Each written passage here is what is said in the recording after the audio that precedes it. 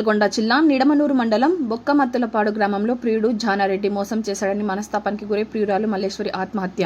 ప్రియుడు ప్రియురాలిది ఒకే గ్రామం కావడంతో ప్రియురాలు డెడ్ బాడీని ప్రియుడు ఇంటి ముందర ఉంచి ధర్నా చేస్తున్న బంధువులు. ప్రియురాలు మల్లేశ్వరి హైదరాబాద్ లో ఆత్మహత్య. ప్రియురాలు తెలియకుండా ప్రియుడు జానారెడ్డి పెళ్లి చేసుకోవడంతో మనస్తాపానికి గురైన ప్రియురాలు మల్లేశ్వరి.